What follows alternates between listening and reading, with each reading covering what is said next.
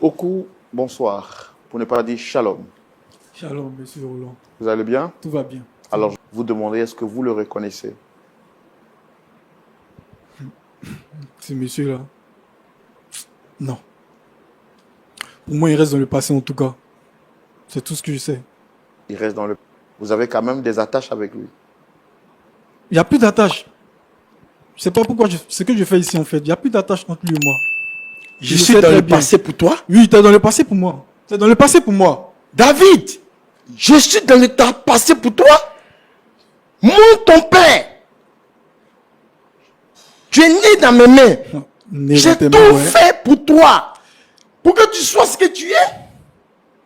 Je suis dans le passé pour toi. Tu restes dans le passé pour moi. C'est tout ce que je sais. Arrête un peu, Séverin. Arrête. Tu sais que j'ai donné ma vie pour toi. Je travaille dur. Tu as donné la vie pour moi? Bien sûr. Bon Dieu, ouais. Le Dieu sur terre, c'est toi qui donnes la vie aux gens. Et tu te rappelles ce que tu as fait? Dans le passé, tu sais ce que tu as fait? Qu'est-ce que j'ai fait? La seule bonne chose que j'ai fait, c'est de me donner pour toi, pour que tu aies un avenir meilleur. Aujourd'hui, je suis un père dans le passé pour toi. D'accord. Mon Dieu. D'accord. Qui a occasionné tout ça en fait? Monsieur Séverin, Je... me dire un peu, monsieur. Il y a si bien longtemps de cela, il a financé mes études, tout et tout, pour que je puisse voyager. Ça, c'est ce que je peux dire pour le moment. J'ai voyagé, j'ai fait mes études, architecte, vous voyez. Et 5 ans après, j'ai décidé de venir ici au pays pour œuvrer un peu au pays pour le bien un peu de tout pour la population, pour tout ce que je peux faire. Et selon ça, dans toutes mes tournées, tout et tout, dans mes occasions de travail, tout et tout, j'ai pu croiser une fille au moins, sur qui j'ai mis un cœur vraiment. J'ai œuvré pour elle. Et puis, on s'est connus, on s'est rencontrés. On a marché ensemble. Et cette fille-là, Dieu voulant, elle est tombée enceinte. Et voilà un peu notre vie, notre petite vie qu'on a voulu mener ensemble. Et comme ça, de temps en temps, elle venait en famille, elle venait me voir. Et j'ai décidé, bon, comme ça, de dire aujourd'hui, j'ai dit, ah, ma femme, comme tu es tombée enceinte, voilà, mon père est là, enfin, on va lui faire part de ça. Elle m'a dit, ah, bonne nouvelle. Elle m'a même souri tout et tout. Ah, Cyril, en tout cas, c'est une bonne nouvelle, puisque c'est lui qui reste ton père. Bon, ça, c'est elle qui lui dit, en tout cas. C'est lui qui reste ton père. Il dit, ok, il n'y a pas de souci. Il est toujours mon père. Bon, je vais lui en parler. Du coup, je vais lui en parler. Je dis, papa, bon, j'ai rencontré une fille que je l'aime bien. Donc, je voulais continuer ma vie avec elle. Voilà, elle est tombée enceinte. On a vécu ensemble, on a marché ensemble, mais voilà, elle est tombée enceinte. Donc, papa, voilà, je vais te faire part de ça. Qu'est-ce que tu en dis? est-ce qu'avant qu'elle ne soit engrossée par vous, oui. Votre père était informé de la relation? Il était déjà informé. Il savait que, étant jeune, je marchais déjà avec une dame déjà, une jeune fille. Okay. Et il était au courant déjà. D'accord. Voilà, donc c'est comme ça que je l'ai informé. Et déjà, il a mal pris la chose. Un père qui prend mal la chose déjà. Pour son fils, son unique fils, quand tu le dis, hein, son unique fils, qui a engrossé une fille. Voilà. Donc, il a mal pris. Et il n'a pas vraiment accepté. Et quelques années plus tard, pas quelques années plus tard, mais quelques temps plus tard, il est venu me voir pour me dire, mon fils, j'ai pas vraiment aimé que tu viennes me dire ça. Voilà, tu sais que je suis ton père. Et je voulais que je voulais que tu deviennes quelqu'un de grand. Et toi, voilà ce que tu m'emmènes comme information dans ma maison. Voilà ce que tu m'emmènes comme nouvelle dans ma maison. C'est ce qu'il m'a dit. Il dit, mais papa, il y a quoi de mal à cela en fait? Si j'ai choisi de vivre avec une fille, c'est normal. Vu ma situation aujourd'hui, je me sens bien. Il faudrait que je vive avec une fille, c'est normal. Ça, c'est une vie déjà que je rêve déjà. Lui, il est un père, il sait. Il a voulu vivre sa vie aussi, normalement. Il était avec sa femme, moi, ma mère. Et ils m'ont engendré. Donc c'est normal que moi aussi je fasse ma vie. Mais comment tu peux accepter que moi je fasse ma vie aussi? Mais tu es encore très jeune. Arrête. Tu étais encore très Arrête. jeune. S'il te plaît, arrête. Tu étais encore très Arrête. jeune. S'il te plaît. Tu ne peux pas Arrête. faire une vie sous mon toit. Comment est-ce que tu peux faire une vie sous mon toit? Moi, je n'ai pas fait ma vie sous le toit de mon père. Tu étais encore très jeune. Arrête. 18 ans, 19 ans. C'est vrai, arrête, s'il te plaît. Et tu n'es Je pas vais encore parler. arrivé Arrête. à l'objectif que je me suis donné pour toi. Et tu veux avoir une vie. Non. Tu dépendais de moi. Ça c'était avant, ouais, c'est ce que tu vas dire. Ça c'était avant. Est-ce qu'au moment où vous Ça, c'était engrossiez, avant. est-ce qu'au moment où vous engrossiez cette jeune dame, Oui. vous étiez indépendant? Vous viviez sous le toit de qui? Quand j'embrassais cette dame, je vivais encore sous son toit. Hein. D'accord. Donc, vous êtes d'accord qu'en ce moment-là, Oui. vous n'étiez pas encore totalement indépendant? Effectivement. D'accord. Donc, je vous laisse continuer. Qu'est-ce qui s'est passé par la suite? Donc je n'étais pas encore indépendant, puisque je vivais déjà aux dépens de mon père. Donc la nouvelle a surpris et il n'était pas content. Donc quelques temps plus tard, j'ai réfléchi et j'ai jugé bon aussi de la réaction de mon père qu'il a eue. J'ai dit mais bon, il reste un père pour moi. C'est qu'il a décidé, il a décidé. Et je reste toujours son fils. Qu'est-ce qu'il avait décidé? C'était quoi exactement? Qu'est-ce que je pourrais faire? C'est de refuser la grossesse. Je suis allé voir les parents de la fille. Votre père vous a dit Oui, de effectivement. refuser d'être l'auteur de la grossesse. Effectivement, il est assis là. Si je mens, ouais. Est-ce que vous Il est l'avez assis dit, là. M. Séverin? Il peut pas régner. Il peut pas régner. Lui-même, il sait. Pourquoi? Pourquoi? Je n'ai pas accepté cela. Non, non, ce que je demande, c'est pas une argumentation. Est-ce que vous reconnaissez avoir dit à votre fils qui a engrossé sa camarade de dire qu'il n'était pas l'auteur de la grossesse? Je lui ai demandé, est-ce qu'il est sûr que c'est lui? Parce que les jeunes, franchement, ils ne savent pas ce qu'ils font. Moi, je ne peux pas. J'ai même fait une proposition. C'est vrai, je ne vous ai pas relaté ce fait.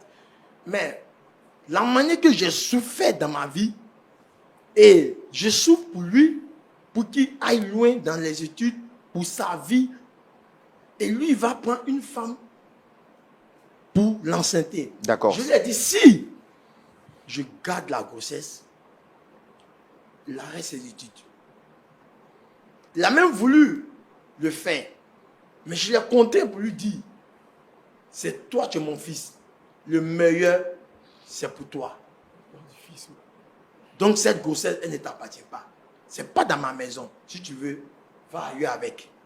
Vous Mais entendez ce qu'il étant dit? chez moi, tu dois arriver jusque là où je veux que tu ailles. Donc, si je comprends bien, vous l'avez contraint à refuser la paternité de cette grossesse.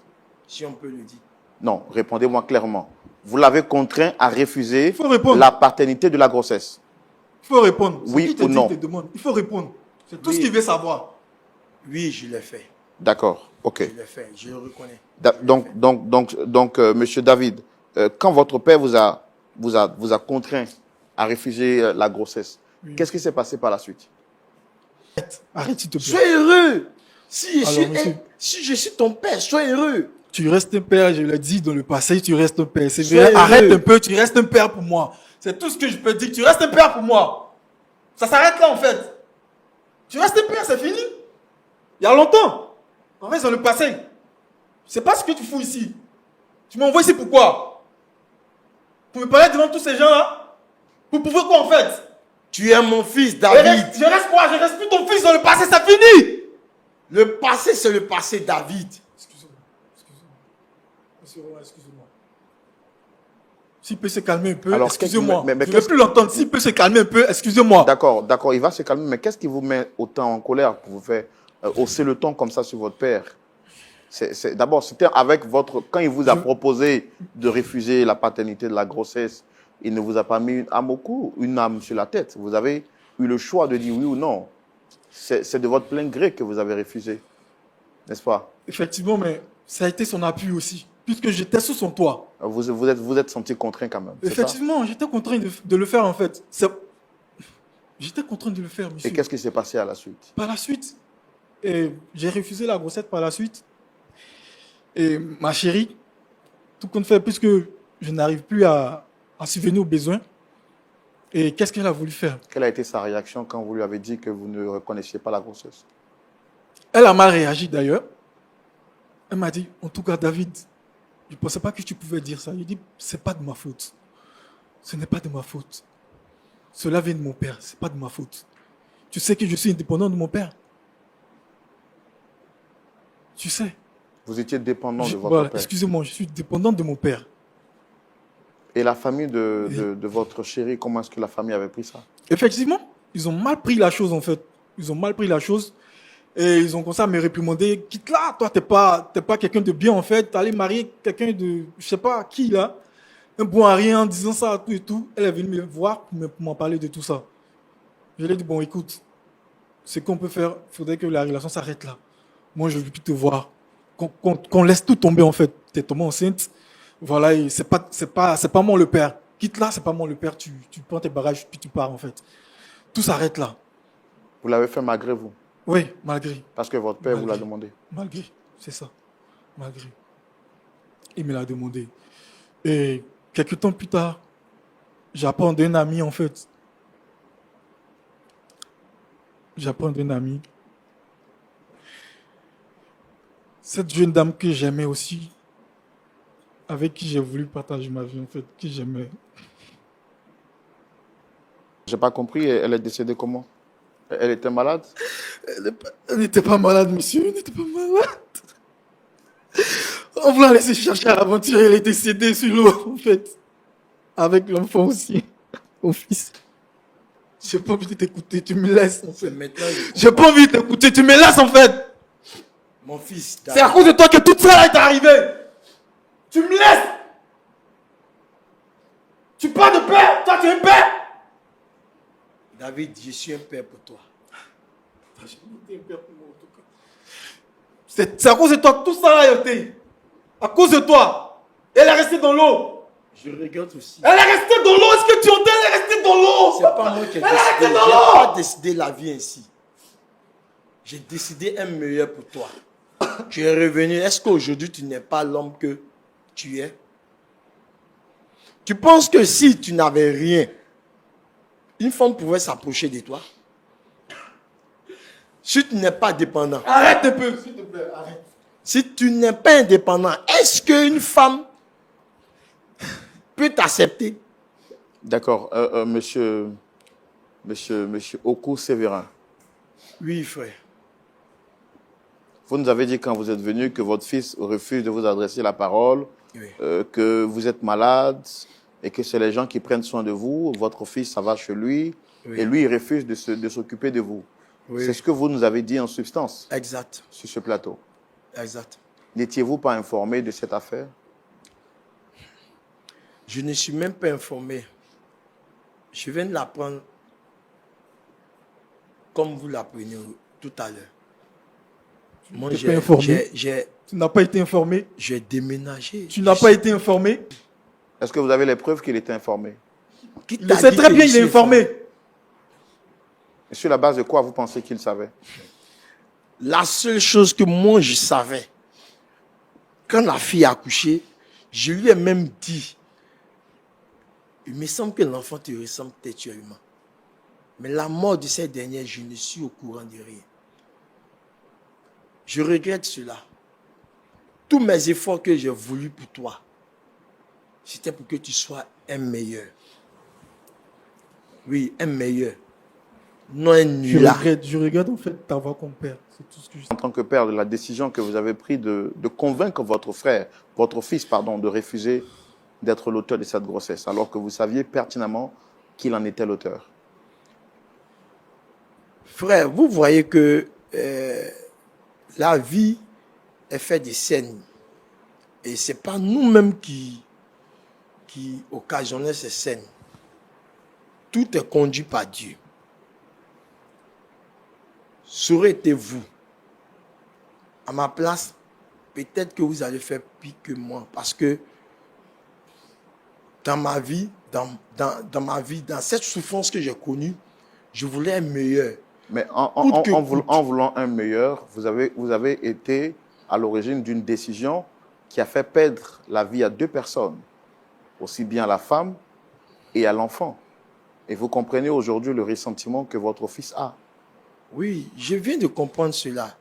Je compatis à sa douleur et moi-même je regrette. Mais qu'il sache que mon objectif n'était pas que cette fille aille se noyer.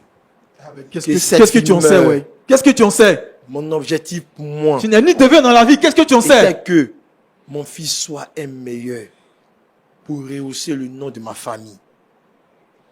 Je regrette sincèrement pour cette décision que j'ai prise dans le passé. Raison pour laquelle je suis là. Je suis là pour qu'ensemble. Attends, 5 ans pour le faire. Si tu avais accepté, quand tu es quitté de l'Europe, tu avais accepté d'échanger avec moi, tu allais savoir quelles sont mes pensées, quel était l'état de mon cœur. T'es un maîtrier, c'est tout ce que je sais. David, T'es un maîtrier! je regrette. Je regrette très très fortement. Ouais, c'est pour la foule en fait. Tes regrets, c'est pour la foule en fait. C'est au Dieu du monde que tu fais tout ça. Ton cœur est noir, c'est tout ce que je sais. Pardonne-moi. Alors, C'est le passé. pas de pardon, ouais. C'est le passé. Vous voyez D'accord. pourquoi je porte toujours ce sac? J'ai un fils. Et regardez comment je vis. Ce sac est là dans le but que peut-être en passant, quelqu'un peut m'offrir quelque chose. Ou que je peux avoir quelque chose, une petite pièce ou bien un billet de la part de quelqu'un. Pendant que C'est tout ce que je peux faire. j'ai lutté pour éviter cela. Aujourd'hui,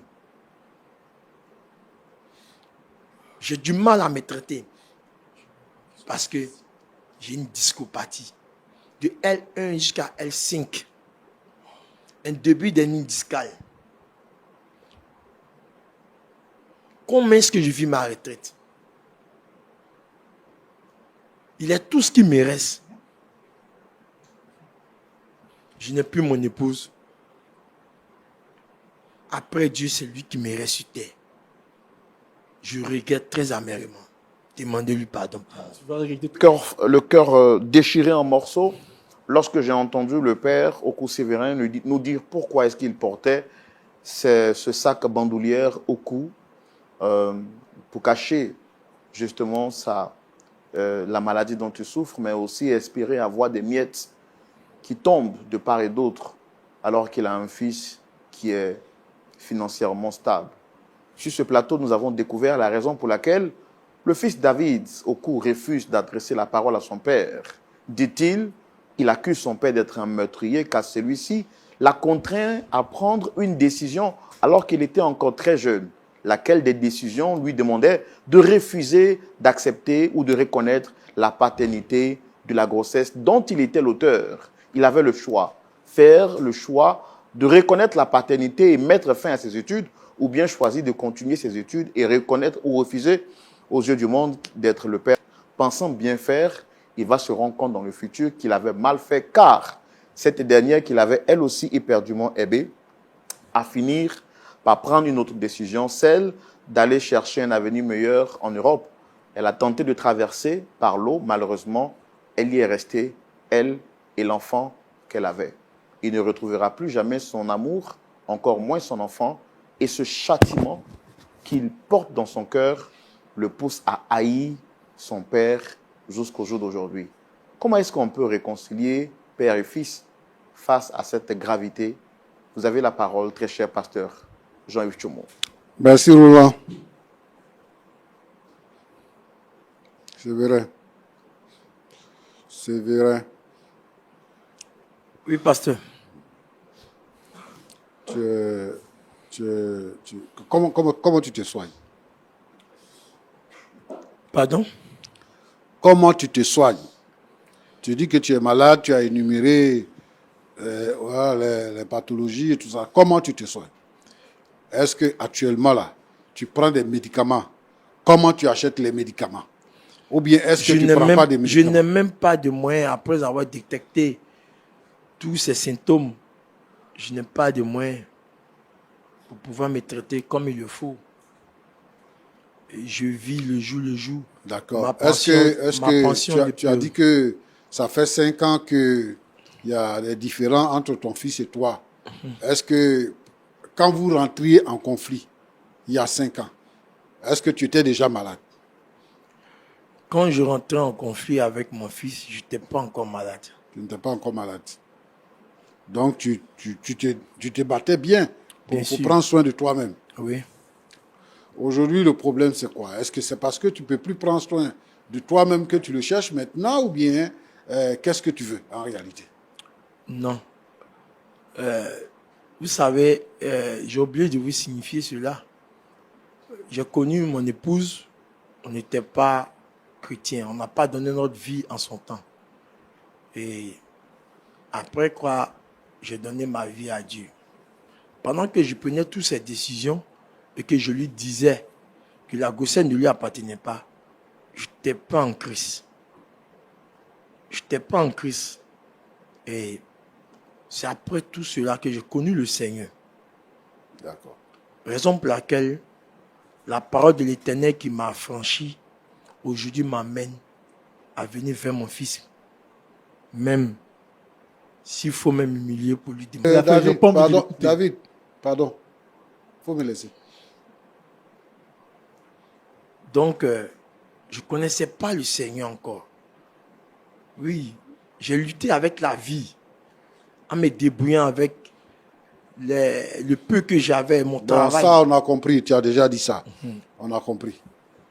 Bon. Est-ce que dans ta jeunesse, tu as eu un autre enfant? Non, Dans ta jeunesse, tu n'as pas connu une autre femme? non. La maman de David Assaï, qui était ta première femme, Oui, et la dernière. et la dernière. C'est avec elle que je suis resté. Et c'est le seul fils. Donc, que j'ai eu. quand ton fils doit réussir, il n'a pas besoin d'aimer une femme. Parce qu'il doit réussir là. Il n'a pas le droit d'aimer une femme. S'il a le droit d'aimer une femme, Bon, toi, tu as eu un seul fils. Par la grâce de Dieu, ton fils enceinte une femme. Tu vas avoir bientôt un petit-fils. Et tu lui dis de refuser la grossesse. Or, tu sais pertinemment que c'est lui qui l'a enceinté. La fille de quelqu'un d'autre. Qui a besoin aussi d'avoir un avenir. Tu dis qu'il n'a qu'à refuser la grossesse. Quand toi-même là, tu dis ça, en tant que père, est-ce que c'est bon? maintenant je vois que c'est pas bon. Sinon, Maintenant, tu auparavant, vois que c'est pas bon. oui. Parce que ton fils ne veut pas avoir de contact avec toi. Là, maintenant, tu vois que c'est pas bon. Et ce que tu as fait a occasionné le décès et de la mère et de l'enfant. Et voilà une famille qui est endeuillée, qui a tout perdu. Parce que, je l'imagine, quand il a dit qu'il ne voulait pas de la grossesse, les parents se sont organisés pour s'occuper de leur fille, pour s'occuper de la grossesse. Nous qui sommes parents, si on peut dire à nos enfants de refuser les grossesses, ça, c'est vraiment mal. C'est détruire la société. Comment est-ce qu'un père peut dire à son fils, grossesse là, il faut refuser, c'est pas pour toi. Parce que toi, tu as besoin de réussir. Mais pourtant, la fille, elle venait à la maison, tu la voyais. Au moment où elle n'était pas encore enceinte, elle venait à la maison, tu la voyais. Et puis, tu n'as rien dit. Maintenant qu'elle est enceinte, tu dis, il n'a qu'à refuser la grossesse. C'est ça qui n'est pas bien. Ah oui, c'est vraiment facile. Hein? Vous posez des actes, vous faites des choses qu'on ne peut pas imaginer. Et puis, arrivé à un certain moment donné maintenant, quand vous êtes contrarié par la vie, vous allez venir pour dire, je sais que j'ai mal fait, je demande pardon. Et voilà, tu sais ce que ça fait de perdre son enfant. De perdre son enfant et de perdre son petit-fils. Tu sais ce que ça fait? C'est pour ça que ton fils est fâché contre toi. Je comprends bien ce que tu dis. Mais au moment où tu prenais la décision, tu étais trop tout puissant. Et que bon, tu pouvais décider de la vie ou de la mort de quelqu'un. De la joie ou de la peine de quelqu'un, tu pouvais en décider. Parce que tu avais le pouvoir. Ton fils va à l'école, il est instruit, il est parti en Europe, il est venu. Donc il ne doit pas se mettre avec une fille moins que rien. Ses parents sont pauvres. Lui, elle-même, elle ne connaît rien à l'école. Donc elle ne doit pas. Alors que c'est elle que lui, il aime. Roland, Oui, pasteur. on doit inviter les parents à être conséquents. Bien sûr. Si. David, Papa. je suis à toi maintenant. Il faut arrêter de pleurer et puis écoute-moi. La fille là, elle est décédée quand? Prends le micro et réponds-moi. Elle est décédée quand? Décédée, la vie doit s'arrêter. Hein? Je suis désolé parce qu'elle est décédée. Et ce n'est pas normal, c'est pour ça que j'ai parlé à ton père. Mais est-ce que parce qu'elle est décédée, la vie doit s'arrêter? Toi-même, tu étais conscient, tu es grand, tu cherches femme, tu es enceinte femme. Ton père te dit, il faut renier l'enfant. Mais il va dans la famille de la fille, dit que bon, vraiment, moi je l'aime, je n'ai pas de moyens, mais mon père me dit de ne pas accepter. Les parents vont te comprendre. Tu t'en vas dire que ça ne dépend pas de moi, donc l'enfant, ce n'est pas pour moi. Non, mais papa, est-ce que ce qu'il a fait là, à votre place, si c'était votre père là, vous avez Ce que accepté? toi tu es en train de faire là, c'est bon? Est-ce que vous allez accepter? Ce que toi tu es en train de faire, c'est bon?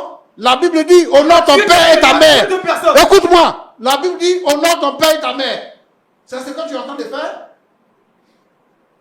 C'est ce que tu es en train de faire? De toute façon, je ne veux plus le voir en fait. Toi, tu es un homme. Tu vas avoir enfant. Tu penses que ça fait du bien de voir que ton enfant te tient tête. Toi, tu peux t'asseoir sur un plateau comme ça pour parler à ton père. Ce sont tes origines. Sans lui, tu n'allais pas exister. Parce que tu es allé à l'école, donc aujourd'hui, tu peux parler à ton père comme tu veux. Tu penses que c'est normal? Vous parlez d'existence, sinon c'est deux personnes qui sont mortes Ta dans l'eau. mère, ta mère, elle est où? C'est encore en vie. Ta mère, elle est où? Ce qu'un homme aura semé, il le moissonnera aussi. Ce qu'un homme aura semé, il le moissonnera aussi. Et il va aussi le moissonner. Mais il est en train de C'est moissonner. moi qui vous le dis. Mais toi, tu es en train de s'aimer aussi. Lui, il est en train de moissonner maintenant. Toi, tu es en train de s'aimer. Toi, tu penses que tu vas rester jeune, que tu vas pas vieillir. Tu penses que tu vas rester comme ça, tu ne vas pas avoir enfant. La vie, là, va devant. Hein? La vie va devant. Les enfants qui vont naître de toi, là, tu sais c'est quel caractère ils vont avoir? C'est pour ça que Jésus nous dit de pardonner à ceux qui nous ont offensés. Pour que le Père puisse pardonner également nos offenses. De pardonner à ceux qui nous ont offensés. Ton Père est venu s'humilier devant nous. S'humilier devant toi. Tu es belliqueux. Tu es en train de faire des choses. Qu'est-ce que lui fait? Il se met dans une position d'humilité, d'humiliation. Pour te demander pardon. Mais reviens. Ce que tu fais là, ça va t'envoyer où? Ça va te donner quoi? Tu le reconnais parce que tu peux travailler, tu peux avoir l'argent. Donc, ton père là, il ne doit pas exister. Effectivement, j'ai mon argent. Il va mourir. Ce qu'on fait ici, il meurt. C'est fini. Vivre éternellement sur terre. C'est cela? L'argent est un moyen pour vivre. Le monsieur là, c'est ton père. Ce n'est pas lui qui a tué la fille. Ce n'est pas lui qui a tué ton petit-fils. Ce n'est pas lui. C'est vrai, il y a eu un incident, mais ce n'est pas lui. Tu ne peux pas lui faire porter le chapeau. Et puis tu te mets dans cette position-là. Pour quelqu'un qui est déjà décédé. Il faut pardonner à ton père. Il faut te réconcilier avec ton père. Comme ça, Dieu va ouvrir les portes pour toi. Tu n'as jamais vu quelqu'un qui est intellectuel et puis qui n'a pas de travail? Toi, tu dis que tu es architecte. Si quelqu'un n'a pas de maison à construire là, est-ce que toi, tu peux avoir l'argent pour manger? Si on a dit qu'il y a un pont ici, architecte comme toi, il y en a beaucoup. On peut prendre. Et puis toi, tu es là, tu ne trouves pas de travail. Tu n'as pas encore vu quelqu'un, un intellectuel qui traîne dans la rue parce qu'il n'a rien à manger, parce qu'il n'a pas de travail. Il fait des demandes partout, il n'a pas de travail. Le souci de ton père, c'est que tu sois quelqu'un de très honorable, élevé en dignité.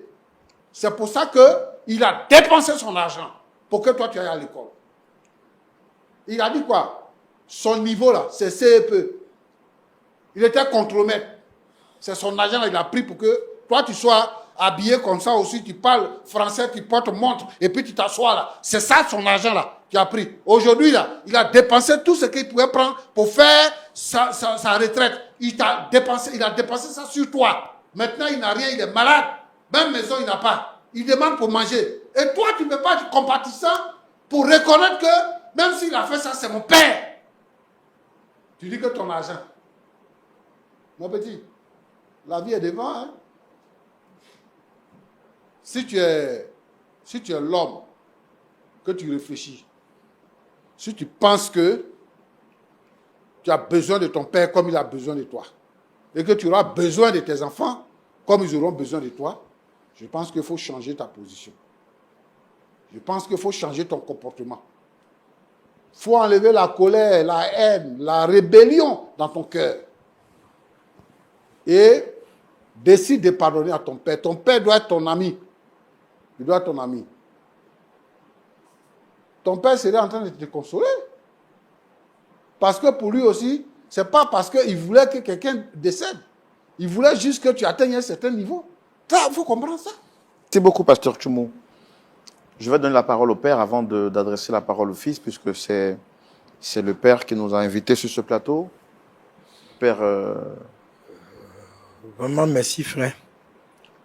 Merci de m'avoir écouté. Merci, pasteur, pour tout ce que vous venez de dire.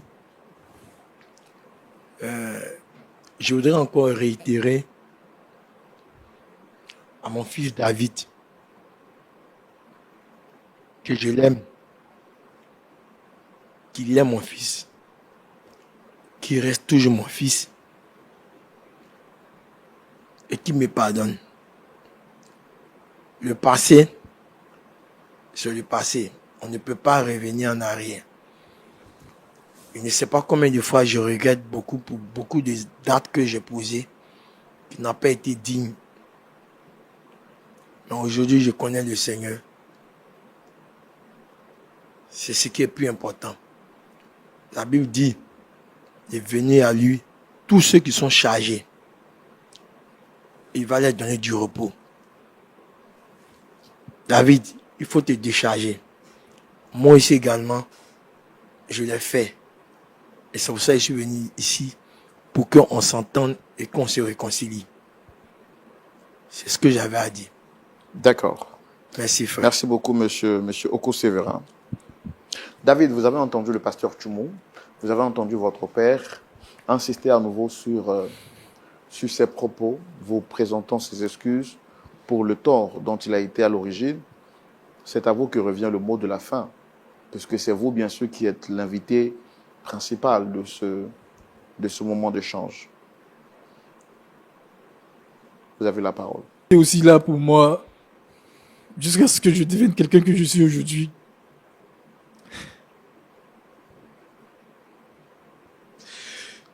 Présentement, je suis assis là, j'ai un poids encore dans le cœur, en fait. J'ai un poids pour tout ce qu'il a fait pour moi. Pour tout le mal, en fait. J'ai un poids encore.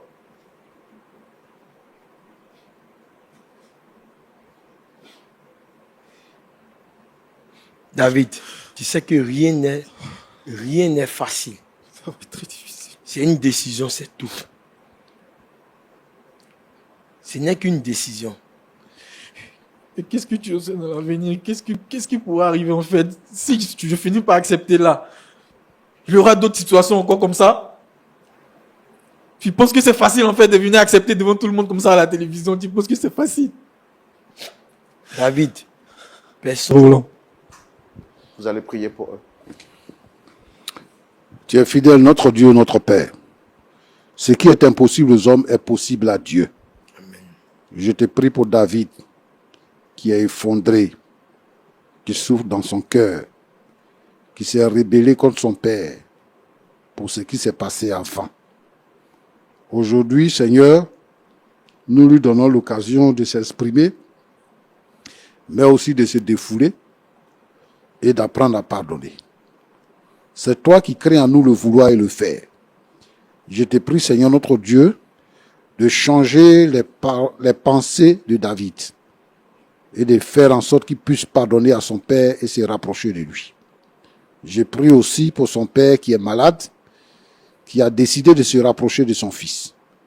Que tout ce qui est obstacle à cette réconciliation soit vaincu au nom de Jésus. Je prie, Seigneur notre Dieu, pour tous ceux qui sont à côté tirés avec leur père, avec leur fils. Seigneur notre Dieu, notre Père, permets que la réconciliation soit possible et que des vies soient libérées. Parce que tu es venu pour libérer les captifs. Tu es venu pour proclamer une année de grâce. Oui, Seigneur, que ta faveur intervienne dans toutes les vies, là où il y a des conflits de famille. Au nom de Jésus-Christ. Amen. Amen. Amen. Amen. Amen. Amen. Vraiment, c'est l'une des émissions qui me met dans tous mes états. Voilà. Je suis quand même très touché, larmoyant, vous pouvez le voir. Et nous prions que Dieu vraiment aide cette famille à se réconcilier. Vous, peut-être également, vous suivez cette histoire depuis le confort de votre maison. J'ai envie de vous poser la question de savoir, dites-moi si vous étiez à la place de David, est-ce que vous auriez accepté le pardon de ce père qui vous a conduit ou qui vous a poussé à commettre une erreur? Auriez-vous accepté ce pardon, sachant que c'est lui qui est à l'origine?